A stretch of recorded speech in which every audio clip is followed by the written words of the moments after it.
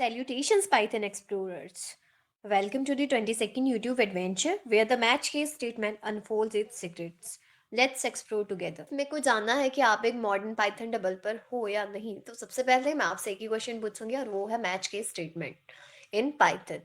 तो ये एक न्यू एडिशन है इन वर्जन 3.10 ऑफ पाइथन। सो चलिए देखते हैं हमारी कंप्यूटर स्क्रीन पे कि कैसे हम मैच के स्टेटमेंट का यूज़ करेंगे। इफ़ अगर आपको थोड़ा सा भी नॉलेज हो, सी प्लस प्लस कईयों ने सीखी होती है, सी जावा, तो उसमें स्विच की स्टेटमेंट होती है, या कभी आप लोगों ने पढ़ा होगा ऐसे वैसे। वैसे तो मैक्सिमम लोग पाइथन बिगिनर्स ही होते हैं जिन्होंने सिर्फ और सिर्फ पाइथन ही पढ़ी होती है, पहले और लैंग्वेज नहीं पढ़ी होती। बट जिनको पता है उनको पता है कि स्विच की स्टेटमेंट होती है जिसमें क्या होता है कि सिंपल एक वेरिएबल होता है और उसकी मैचिंग करनी होती है। फॉर एग्जाम्पल अगर वैल्यू है 17, तो उसमें क्या होगा, लाइक उस केस में क्या होगा। अगर वैल्यू है 18 तो उस केस में क्या होगा, and so on. For example मान लो आप लोगों के पास 4 केस हैं, या फिर सोचो आपने किसी को पूछा कि do you want to cast your board, तो उसका क्या आंसर होगा, दो ही होंगे, येस और नो। तो अगर उसका आंसर येस है तो उसके पास 4 ऑप्शन है, option 1, option 2, option 3, option 4 and so on. तो इसमें क्या होगा कि जो भी उसका ऑप्शन रहेगा उसके अकॉर्डिंग हम वर्क करते हैं। तो ये है हमारा स्विच के स्टेटमेंट। अब सेम चीज़ आ जाती है हमारी मैच के स्टेटमेंट में, पर थोड़ा डिफर करता है। चलिए देखते हैं एक सिंपल से एग्जांपल से।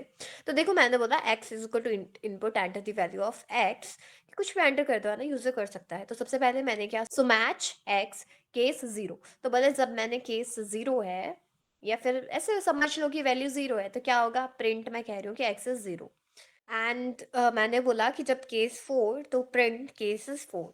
देन नेक्स्ट मैंने डिफ़ॉल्ट के लिए अंडरस्कोर यूज़ करा है। सो डिफ़ॉल्ट के लिए अंडरस्कोर ही यूज़ करते हैं, हमेशा ध्यान रखिएगा, case underscore then print X. तो मैंने बोल दिया कि जब कोई डिफ़ॉल्ट केस होगा तो ऐसे आप लोगों को प्रिंट करना है।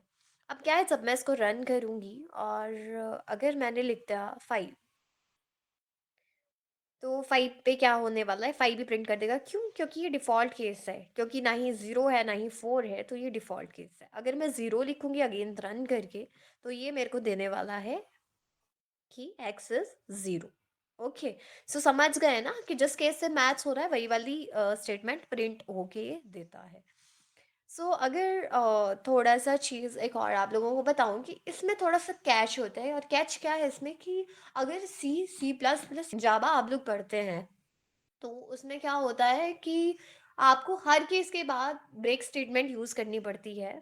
क्योंकि अगर आप ब्रेक स्टेटमेंट यूज़ नहीं करोगे, तो मान लो केस 3 है और वो मैच कर गया है, तो आपने ब्रेक स्टेटमेंट नहीं लगाई हुई तो केस 4 भी चल जाएगा उसके साथ, वो वहाँ पे रुकेगा नहीं। बट पाइथन में ये ज़रूरी नहीं है कि आपको ब्रेक स्टेटमेंट का यूज़ करना ही करना है। तो मैच केस इतना सा डिफरेंस रहता है स्विच केस और मैच केस में।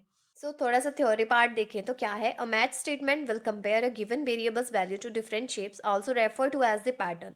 The main idea is to keep on comparing the variable with all the present patterns until it fit into one। तो केस 0 केस 4 यही सब क्या है, पैटर्न है ना, वेरिएबल को हम मैच करें, सिंपल मैचिंग है। तो क्या बोला कि 3 मेन एंटिटीज होती हैं, क्या होती है, मैच कीवर्ड, वन और more case clauses, expression for each case. The case clause consists of a pattern to be matched to the variable condition to be evaluated if pattern matches, है ना, and all so on पढ़ सकते हो। सो अभी क्या है ना कि मैच स्टेटमेंट में एक और चीज़ आती है, वो ये है, ये एग्जाम्पल तो वही है जो हम लोगों ने आपको करके दिखाया है। To implement switch case like characteristic very similar to if else functionality. तो क्या है ना कि इफ एल्स की तरह वर्क करता है। देखो अगर इफ कंडीशन ये है बेसिकली, अगर ये मैच नहीं होंगे केसेस तो क्या चलेगा, डिफॉल्ट चलेगा, जो कि आप लोगों ने पहले ही पढ़ा। तो क्या है ना कि यहाँ पे हम इफ कंडीशन भी यूज कर सकते हैं।